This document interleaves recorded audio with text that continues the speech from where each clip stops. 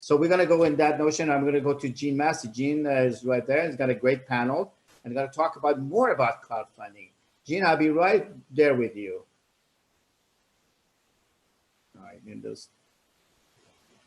All right, and let me find Gene here. Okay. All right, Gene. Gene? Yes, I'm here. Hello, here we are. Start my video, it says. Yes, sir. Welcome, sir. Welcome. You know, and you're all the way in Los Angeles, California. And welcome to our program. You're always one of the good friends of mine, and always you contribute to Fintech World and all of our conferences that we do, moderating. And I know you have a great panel today, so let's bring it on. Wonderful panel, and we need to open up the video on Jason and Fishman and Sam Lawson and unmute them as well. All right, we'll do that. You know, it's and we have Sam's here too. Yeah, Sam's here. You know. And also unmute him. Okay. There's Sam is available. Sam, you're looking good. Jason, you're looking good. And who else we have here? Well, we're going to have Marc, but I haven't seen Marc yet. He may have had trouble logging in. Marc is actually in Geneva, so I don't know. We're going to go ahead and start without him for the moment because. Okay. Well, Jason, gentlemen, welcome is all yours. You're always a great panel. I'm going to mute myself in the video when I listen to you guys. Thank you. Okay, great. I'll start, gentlemen. I'm Gene Massey with MediaShares. We're a marketing and funding consultancy. We actually introduce people to people like Jason and Sam and work with them as they do their crowdfunding offerings. I'm going to turn it over to Jason and Sam and let you guys introduce yourselves. Sam, could you go first? I know you're with SeedInvest, which is one of the top portals for crowdfunding in the country or in the world for that matter. And you are the guy that people got to talk to if they want to get so lucky as to get their offering on your portal. So why don't you start and then we'll go to Jason. It's very kind, Gene. Thanks very much for having me. Just to introduce myself, hello everybody. As Gene said, I'm Sam Lawson with SeedInvest. SeedInvest is an early stage online fundraising platform. We've been around since 2012. Our founders helped put the Jobs Act together, so we're well schooled in the regulations. And today we have about 350,000 investors using our platform. We've raised money for about 200 companies. We've raised about 200 million to date. We do that through Regulation A+, which is where my specialty lies, as well as Regulation CF and Regulation D.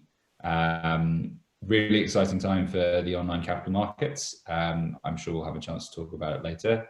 But again, thanks very much for having me.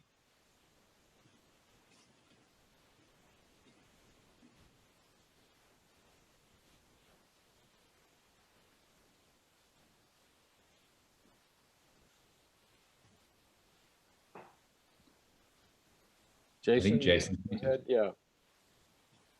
Jason's muted. So Sydney, you don't need to mute us. We'll handle it. Okay. Okay. Can you guys hear me? No, I didn't mute anybody. Yep. Just you guys. Go ahead, Jason. Perfect. Sydney, thanks for having us on here. Gene, excited to be on another panel with you here. Sam, thanks for that introduction.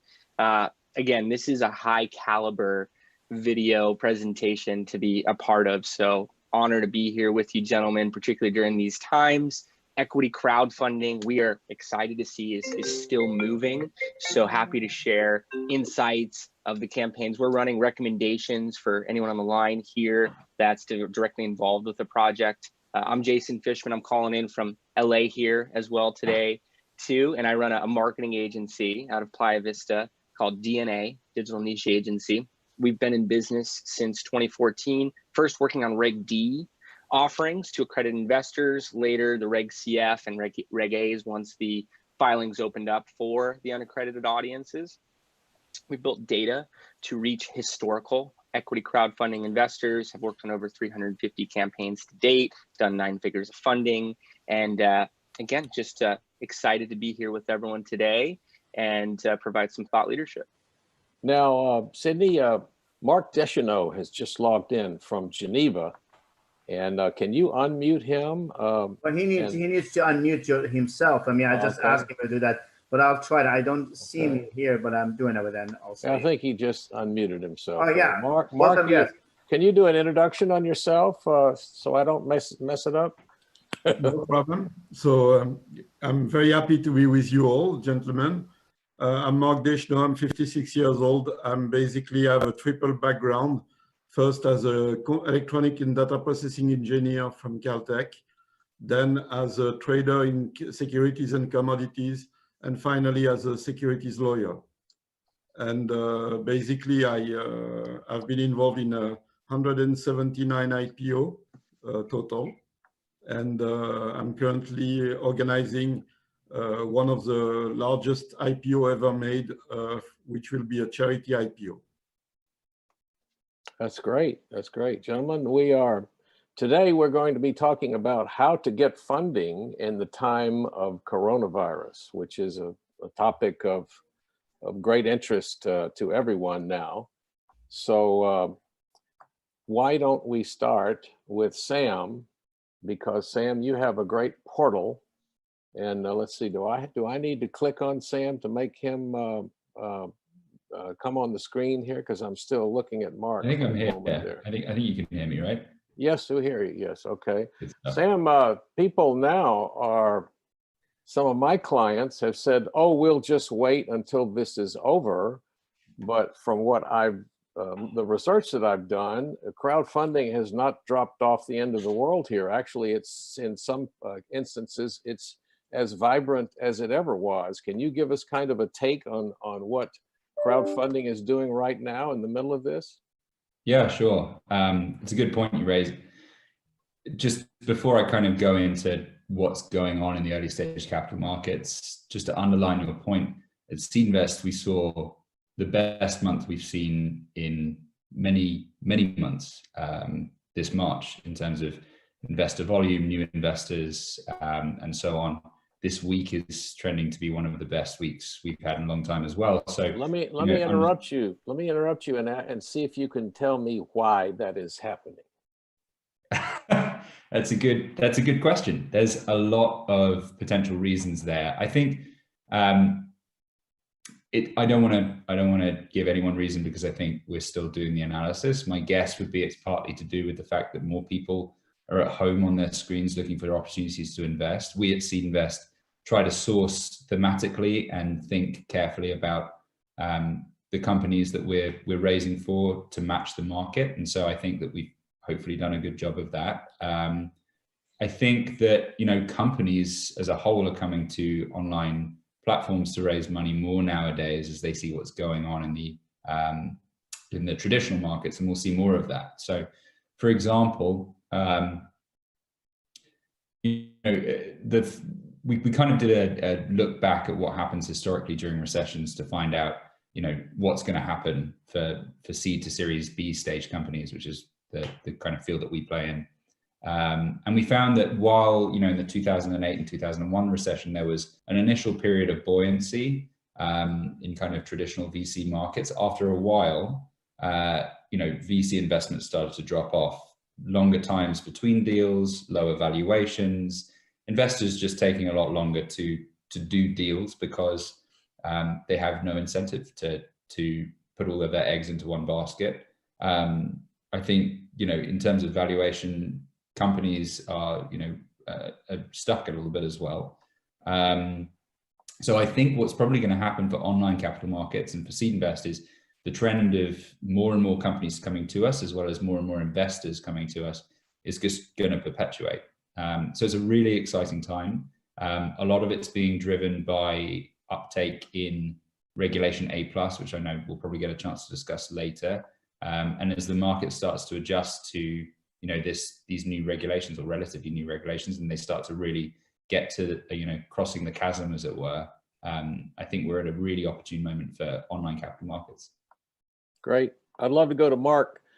Marc, you are known throughout the world as a person who has extraordinary connections with international investors, and you have brought numerous deals to these investors, and the investors have invested in your deals, and you are an expert in private equity as well as online capital markets. So could you tell us what's happening in the private equity world? Is everybody like got their fingers burned and they're not doing anything? And if so, what are you doing to compensate for that? Well, it's a very interesting question, Gene, because in fact, we see all kinds of reactions.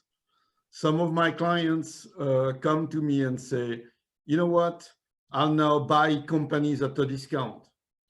You know, I'll take advantage of the moment that they are close to bankruptcy or they are bankrupted, and you know, I'm going to be greedy and I'm going to catch the opportunity. Some of us are completely frozen.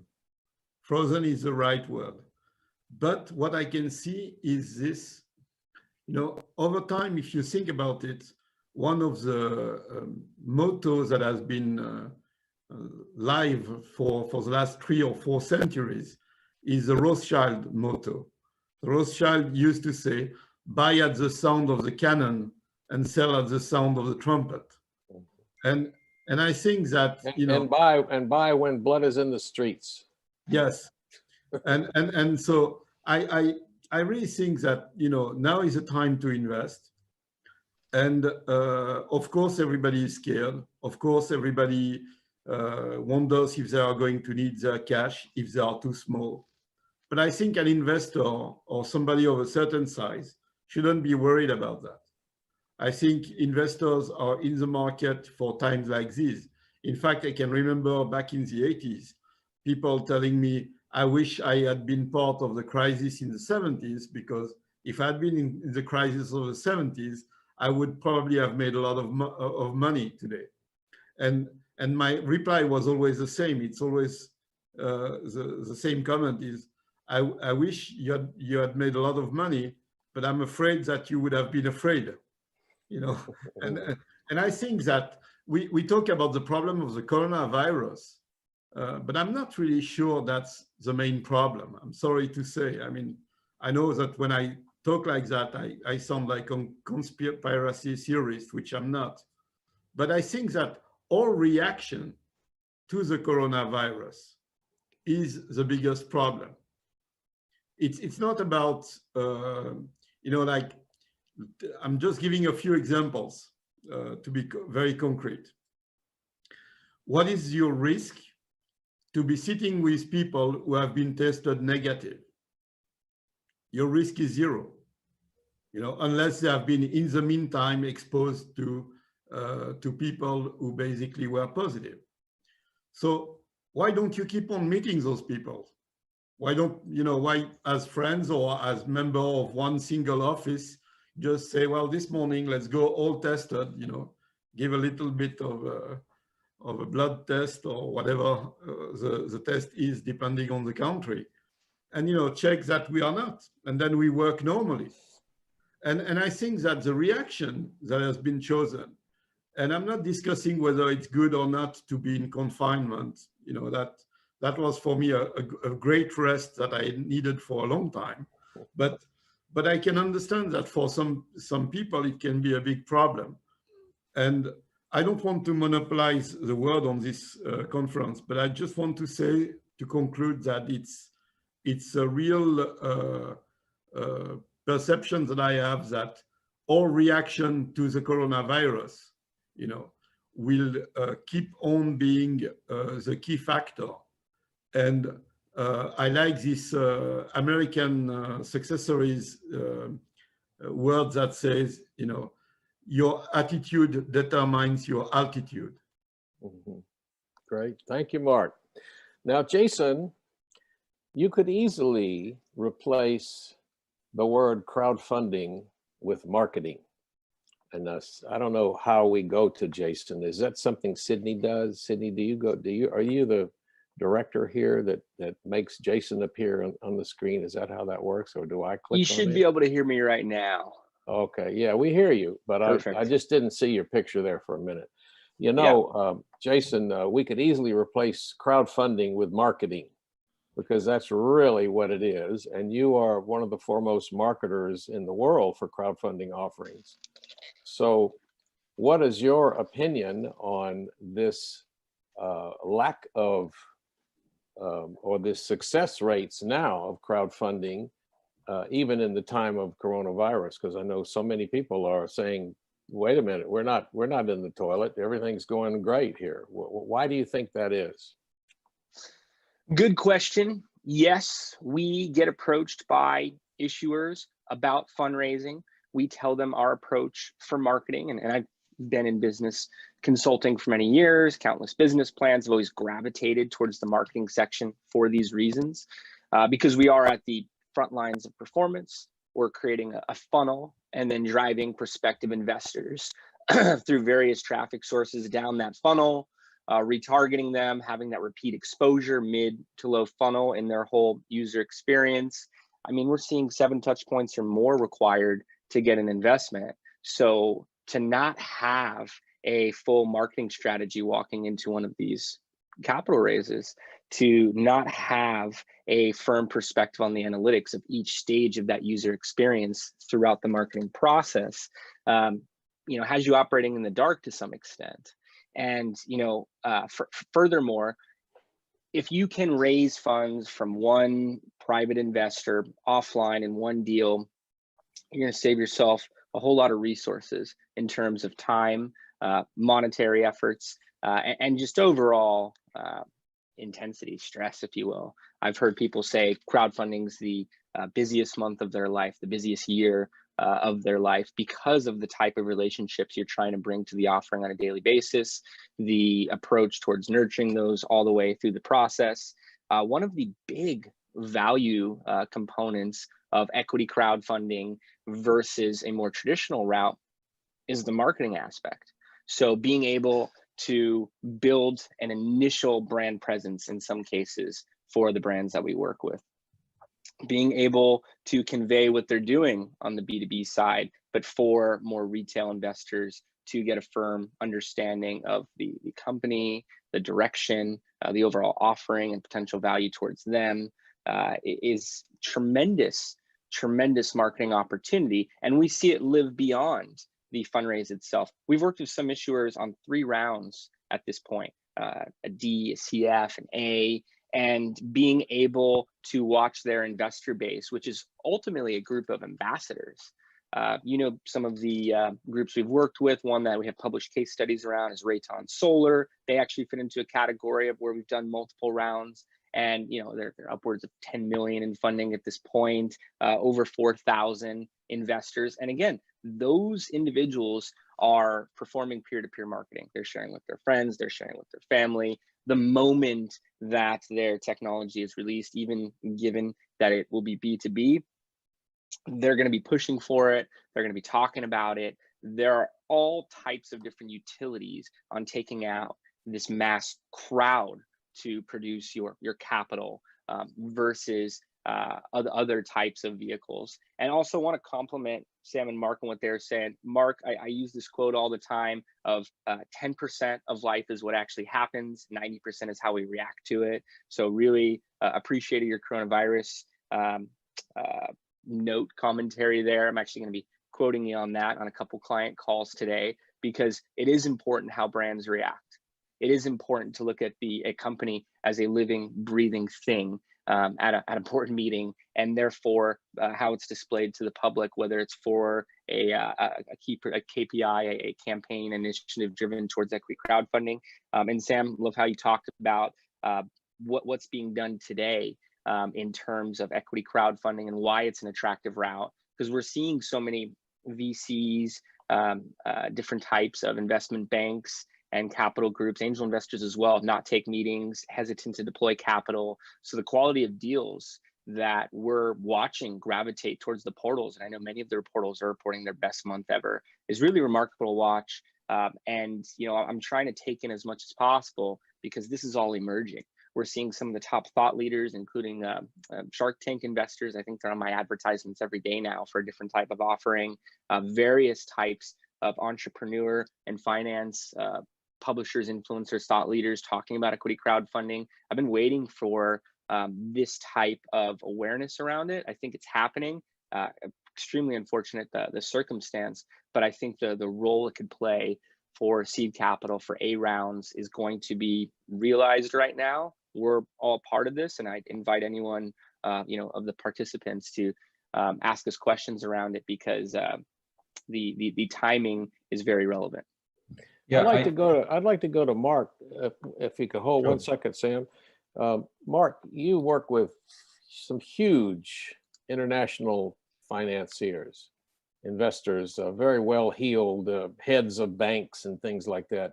How do they feel about crowdfunding? Because I know, crowdfunding is traditionally people putting in a few $100s, and little small investors online putting a few $100s. What do some of your clients and some of your investors feel about this world of crowdfunding? Well, first of all, I would say that there is a general perception as which the crowdfunding is the little guy's investment world. That's for sure. So, a lot of people look down on crowdfunding. Personally, I have a different view.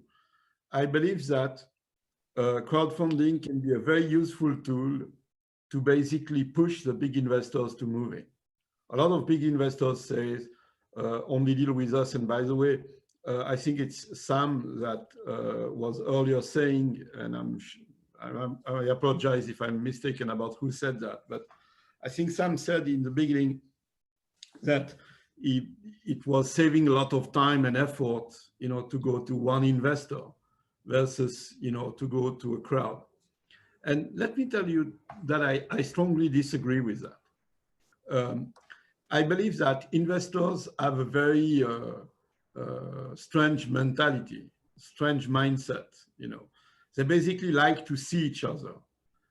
You go in, so I go in, but if you don't go in, I don't go in, right?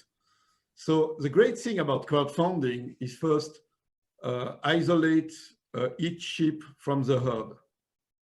It's basically you're behind your screen, and you don't share your fears with everybody else. But the great thing about crowdfunding is that it should not be only a one recipe. It should be a way to basically go, in the next set. For example, make a crowdfunding operation, and then have all the investors meet. Physically, as we do in a shareholders meeting, as we do in many occasions. And I think that this is what creates a community. This is also what creates a common action, a common support to the company, a common belief in the values of the company, if any, a common thought, and a common appraisal. And I believe that they need to see each other. And I think that, I had invented, let me just, and then I'll give Jason's word, because I really feel bad in talking too much with my French accent. But it's really a strange thing. I have invented a system called the incremental price. That system was basically made to avoid the various rounds of financing, because the problem was that at each round of financing, people were rediscussing the valuation. So some thought, oh, we have invested first, and then now the price should be higher because there is less risk. And others people said, well, first money has been wasted and it is no longer here. So if we don't invest, you should go bankrupt. So why don't you lower the price? And it was a big discussion. So I invented a system that I ran that took 5 years to go through the SEC.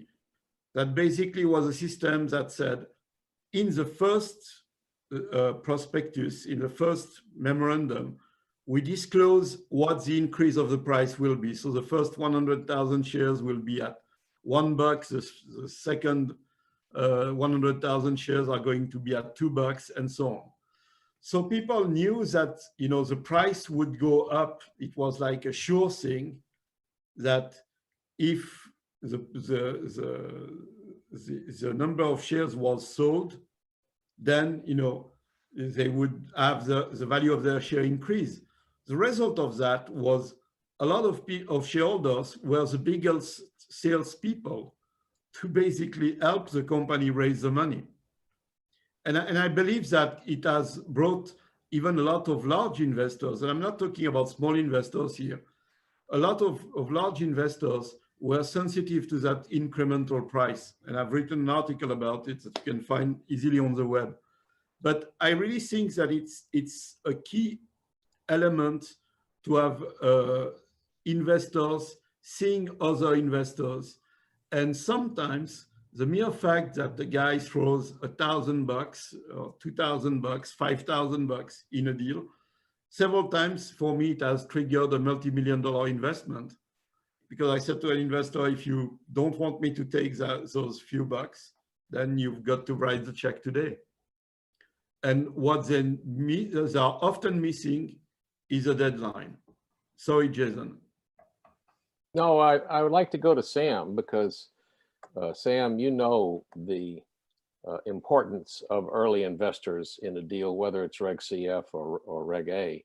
So would you talk a little bit about that? I mean, you need a foothold, or you need a main investor to come in first.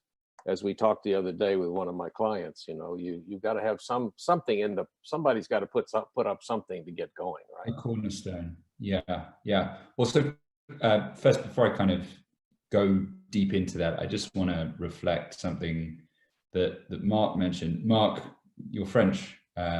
You're from Europe, as you can probably tell. I'm not from the US myself, and I think, you know, crowdfunding laws in the European Union, in the UK especially, have been somewhat ahead of that of the US, and it's interesting to see some of the innovative approaches that you guys have taken over that side of the pond, slowly, you know, coming over here, as well as the regulation. So what you were just mentioning about this kind of increase in price is something that we at SeedInvest started to implement in some of our rounds a couple of years ago, or maybe a year or so ago.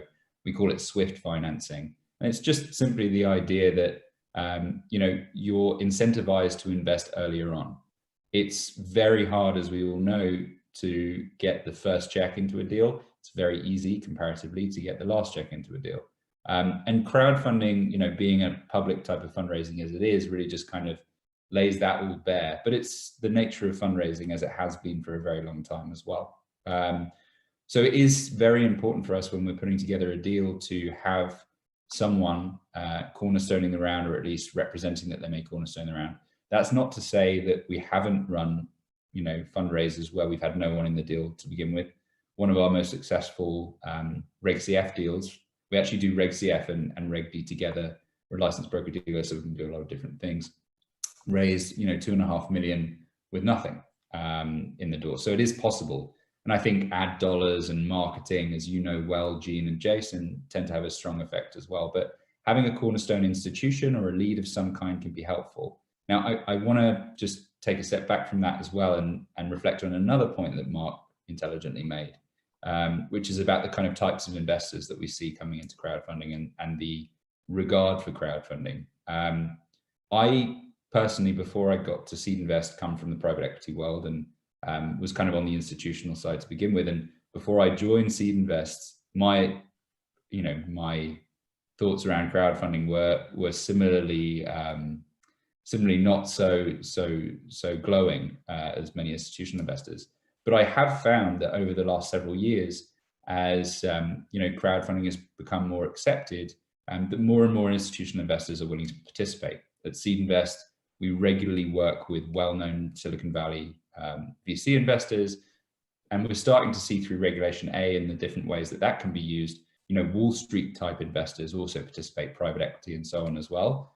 I think, again, that's, you know, partly to do with the fact that it takes time for things to come through, but we're starting to see more and more of these investors participate in deals. And I think that's really exciting because of the, you know, acceptance across the fundraising spectrum, but also because it gives you that opportunity to bring these guys into a crowdfunding deal and really have, you know, part of it is institutional capital, maybe part of it family office, you know, larger high net worth individual investors. We have about 50,000 of those on the SeedInvest platform. And then the rest is kind of the crowd.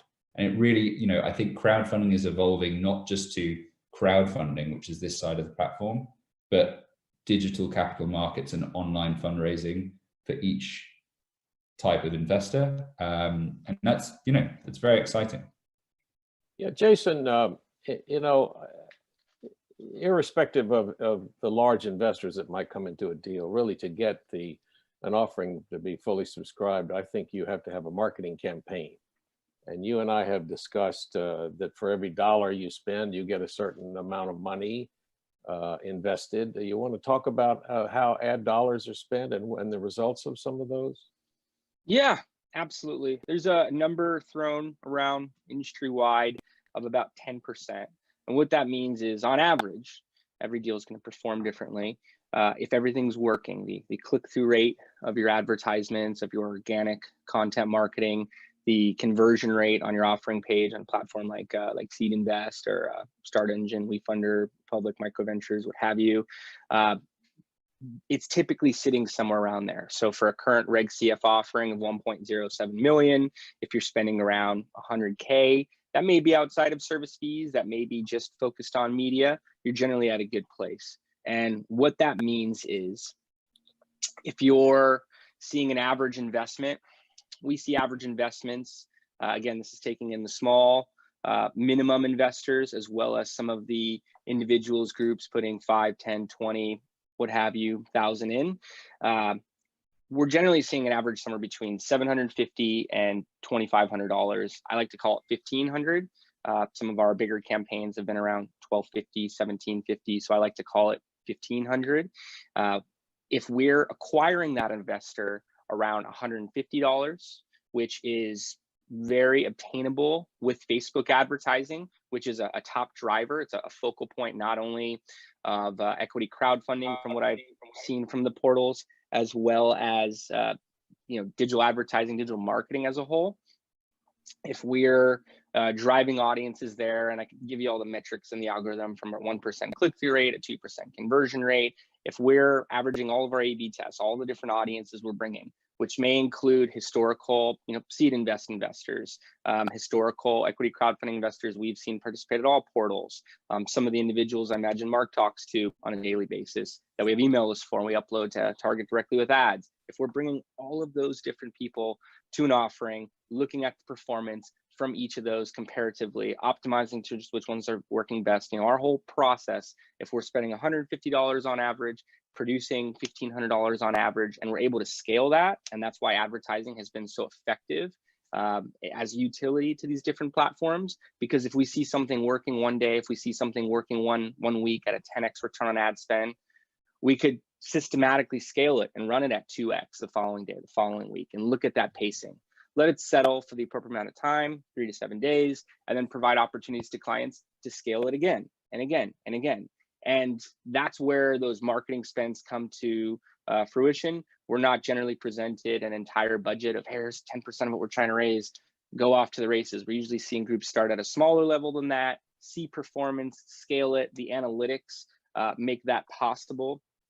So that's why we've gravitated towards that among all of the tactics that we're using. It works best with the strong content marketing funnel, which includes social, email, digital PR influencers. It works great using LinkedIn and other types of direct outreach. I definitely, by the way, agree with Marc. Thanks for adding that to my comment earlier. Was just mentioning not all groups have that available to even close it out with a single investor.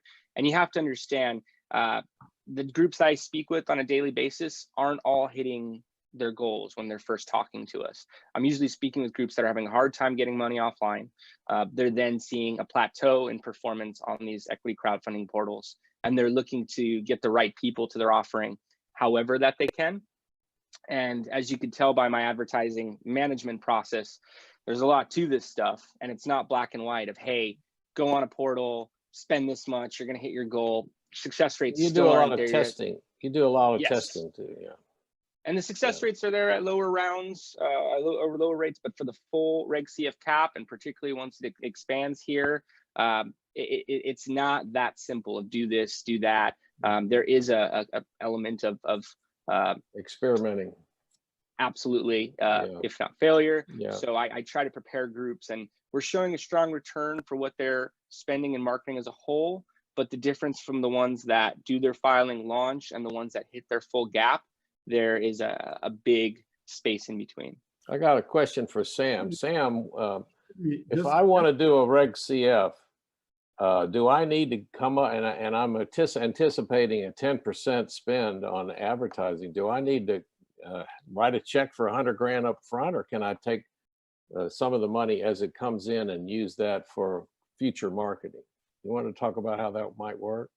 Yeah, that's a good question. And Marc, I know that you had something to say. I apologize if I'm taking your spot here, but long story short, it kind of depends on the company and the platform. I think with SeedInvest, there's some deals where we will encourage ad spend for Reg CF. I think we encourage it for all Reg A plus because of the size of the fundraise as well. For Reg CF, we operate it slightly differently to Reg A plus. Reg CF, we run for about 6 weeks. And so, you know, if you're going to spend marketing dollars, you need to have it up front.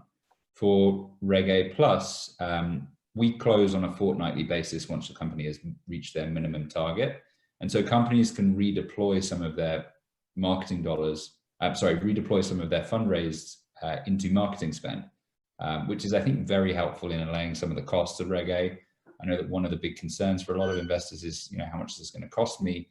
SeedInvest, we're a licensed broker dealer. We can take success-based compensation. So all of our compensation comes at the back, but there are monies that need to be spent on preparing the audit, preparing the Form 1A, and on marketing. But you can kind of reduce some of that upfront expense on marketing, which is a really key expense for driving success in these raises, by using the rolling closes to redeploy into your fundraise. And that also helps you think about, you know, and Jason, you were just talking about this, it helps you really think about optimizing your fundraise, spending at the right times, investing in the right areas, rather than just having a big slug of capital that you're sitting on and thinking, do I need to spend this or not?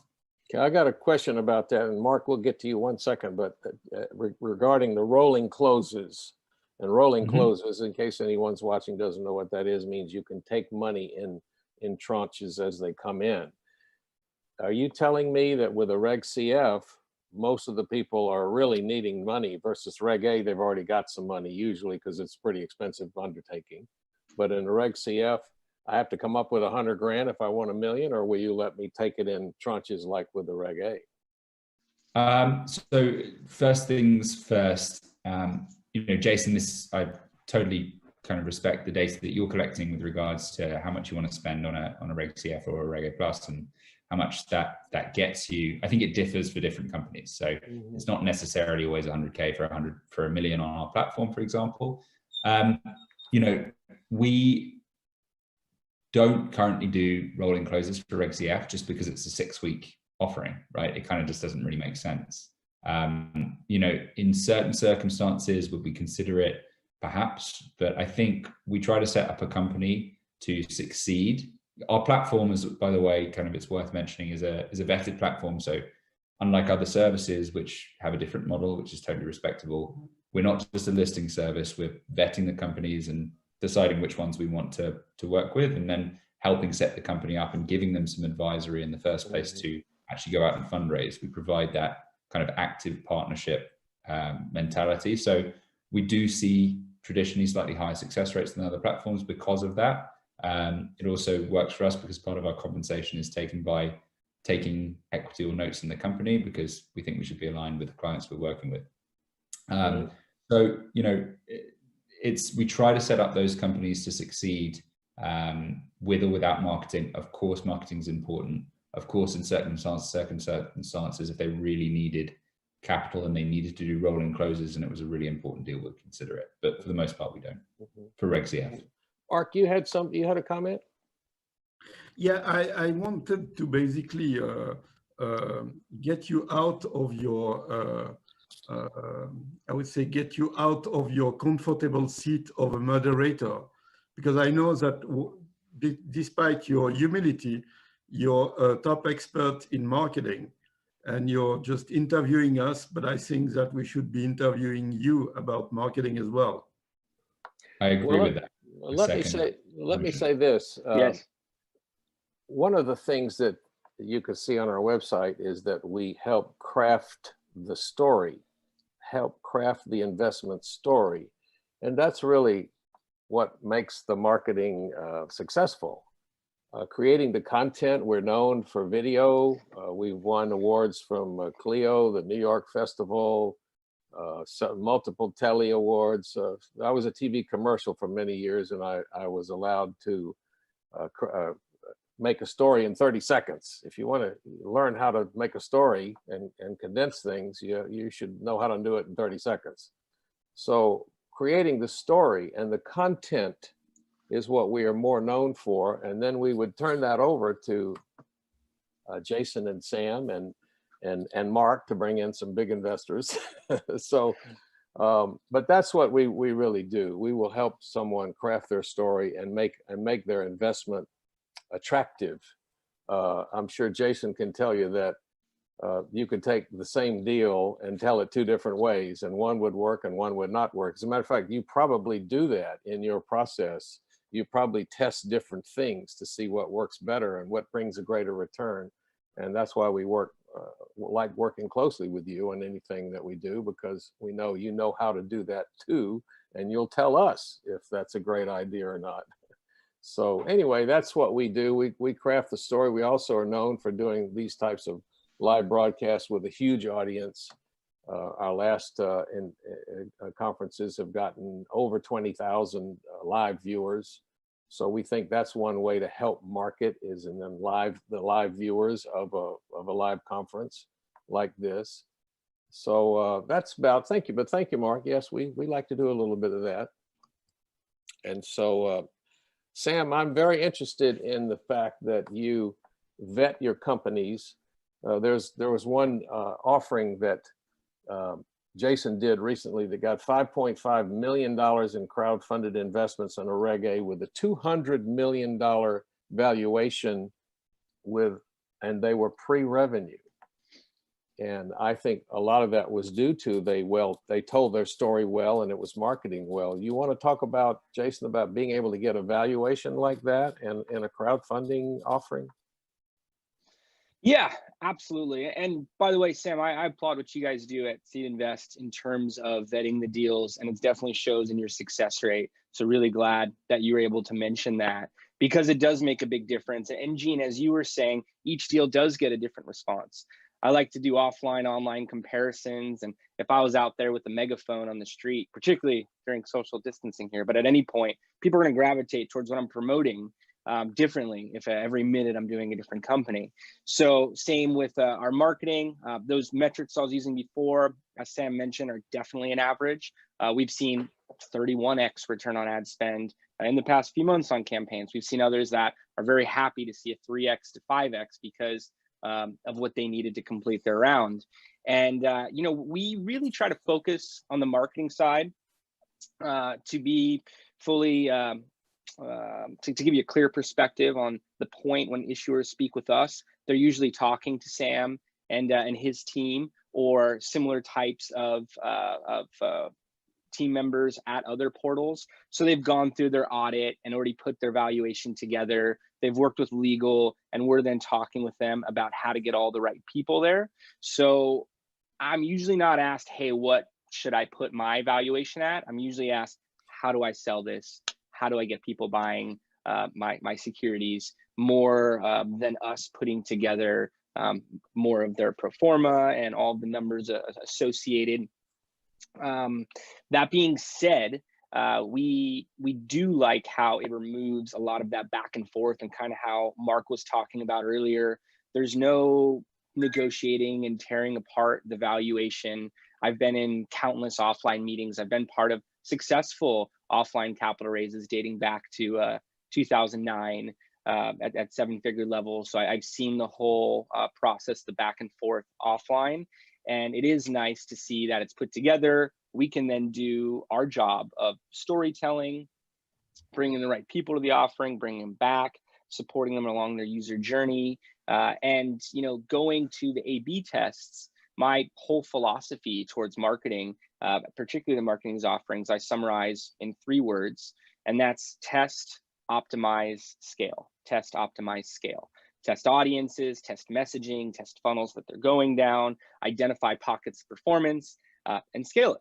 Anything that's underperforming, optimize it, optimize towards the channels they're working. And again, being able to provide the clients opportunities to scale, being able to tell them, hey, here's how we could close out your round and hit your hard cap in the next 2 weeks, makes all of the difference. So that's been our algorithmic approach towards the marketing of these offerings once we're presented with the numbers.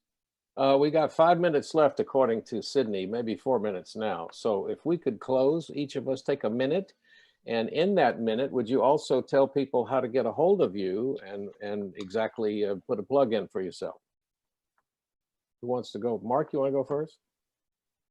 Fine. So basically, well, you just Google my name will do it normally.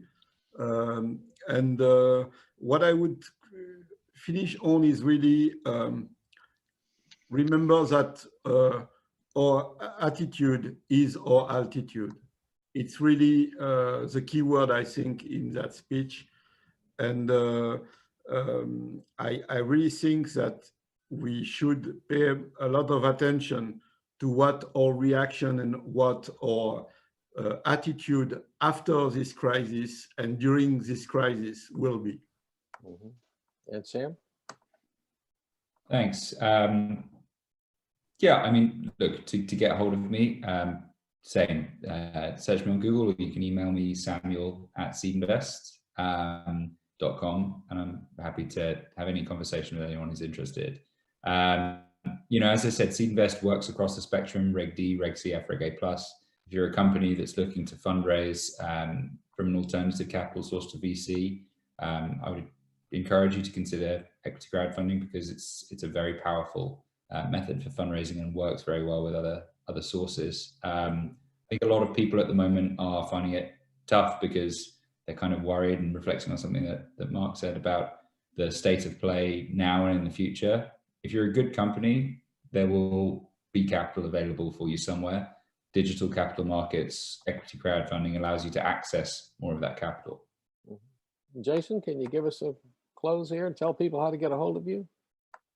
Yeah, absolutely. I'm approachable on LinkedIn. That's probably the best way to find me. I'm most responsive there. Any social channel works, though. Jason Fishman, Instagram, Twitter, Facebook, whatever your Telegram, whatever your choice is. Also, my company is very responsive, digitalnicheagency.com. We have some case studies on there, everything. Always welcome a warm marketing conversation, regardless of whether we have an opportunity to collaborate. Please feel free to get in contact with us. And seconding what Sam says, this is a great time to look at equity crowdfunding as a path towards your capital. I would certainly explore it, if not directly do it yourself. And again, don't want to state that too strongly. On the marketing side of this, I market once you've chosen to go down this route. But it is amazing to me to see the way this vertical is emerging, particularly while others are, for more or less, getting less traffic and less conversions than they historically have. So, you know, while fundraising and being able to market your brand, looking at the value that that's going to provide you well beyond your actual round, should be very attractive. And again, feel free to reach out to me with any questions. I could share some different insights. Great. And I'm Gene Massey at MediaShares.com. Gene@MediaShares.com is my email address. I'd love to talk to anybody. We give a free hour to, we charge by the hour, but we give a free hour to anybody at any time if you want some questions answered. I want to thank Sydney for this opportunity today for us to discuss crowdfunding and in this time of virus and how it's still